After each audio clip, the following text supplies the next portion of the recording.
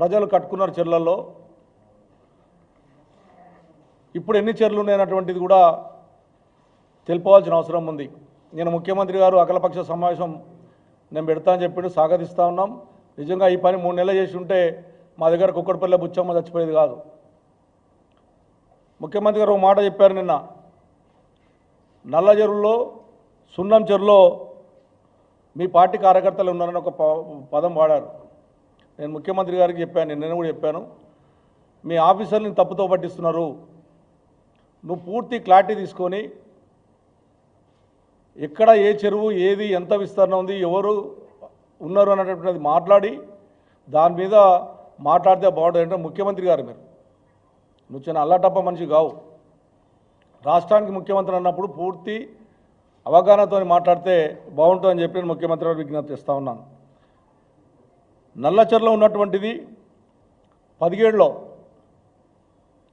KT Ramarao గారు హైదరాబాద్ నగరంలో ఉన్నటువంటి చెర్లన్నీ కూడా 40-50 ఏళ్ళ నుంచి చాలామంది ఇల్లు కట్టుకున్నారు. ఉన్నదాన్ని కాపాడాలంటే ఆలోచనతో అన్ని చెర్లకు మా దగ్గర ఉన్నటువంటి ముల్లకత్త చెరువు, అదేవిధంగా కాముని చెరువు, కైతాపూర్ కుంట, మైసమ్మ చెరువు, సున్నం చెరువు, ఈ బేగంపేట సగం ఉంటుంది, మన శేర్లింగంపల్లి గుట్టలో బేగంపేట సగం ఉంటుంది, నా కాంచెం సగం ఉంటుంది, రంగనాథ చెరువు, నల్ల చెరువు, కాజాకుంట, సుమారుగా బోయిన చెరువు, ఓల్డ్ బోయినపల్లి, ఈ 9 చెర్లను కూడా ఫినిషింగ్ వేశాం.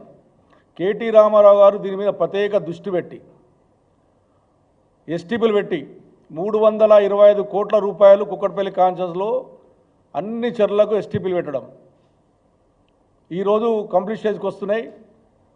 ఇప్పటికే మొన్న కేటీ రామారావు విజిట్ చేసినప్పుడు చూశారు. అది కూడా మూసీ నదికి సంబంధించిన చెర్లను శుద్ధి చేసి చెర్లల్లో గ్రౌండ్ వాటర్ పెంచాలని ఒక మంచి ఉద్దేశంతోనే కేటీ రామారావు గారు చేసినటువంటిది కూడా మీరు కూడా ఎంపీ ఉన్నారు, మీకు కూడా ఆ రోజు ఆహ్వానం పంపించాం. ఎస్టీపీలో పోయినప్పుడు మీరు రాలేరు. నేను ఒకటే ముఖ్యమంత్రిగా మళ్ళీ కొడుతూ ఉన్నాను, నల్లజర్లో 17లో అందులో మనం చుట్టుముట్టు జిహెచ్ఎంసీ డబ్బుల ద్వారా సుమారు 2 కోట్ల రూపాయలు పెట్టి చుట్టుముట్టు కట్టేశాం.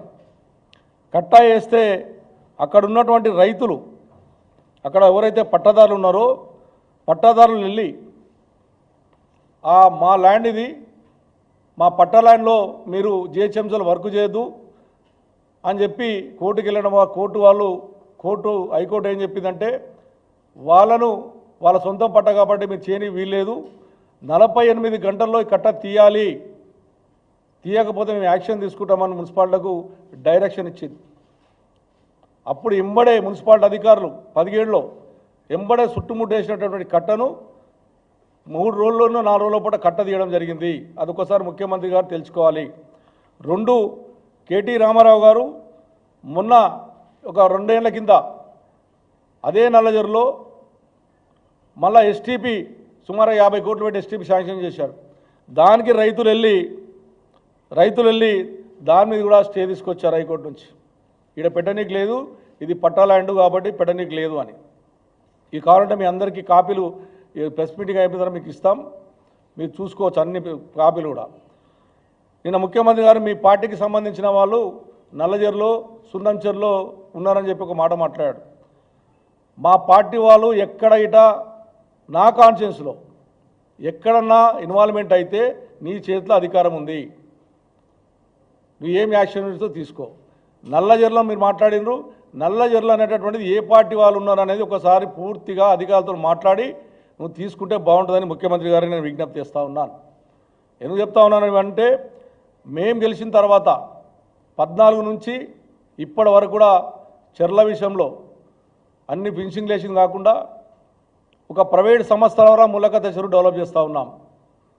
ఏదైతే మైసమ్మ చెరువు ఉందో ఆ మైసమ్మ చెరువు ఉన్నదానికి GHMC, irrigation department, revenue department ముగ్గురికి అనుసంధానం చేసి వాసవికి సంబంధించినటువంటి వాళ్ళని బిల్డర్ని పిలిపించి దానికి వాళ్ళ ద్వారానే అక్కడ డెవలప్ చేస్తూ ఉన్నప్పుడు నడుస్తూ ఉంది. అది మేము ప్రైవేట్ వాళ్ళని చేస్తుంది కాదు, వాసవులు చేస్తుంది కాదు. గవర్నమెంట్కు డబ్బులు కడితే గవర్నమెంటే జిహెచ్ఎంసీ ద్వారా, ఇరిగేషన్ డిపార్ట్మెంట్ ద్వారా మైసమ్మ చెరువు ఈ రోజున జరుగుతూ ఉంది.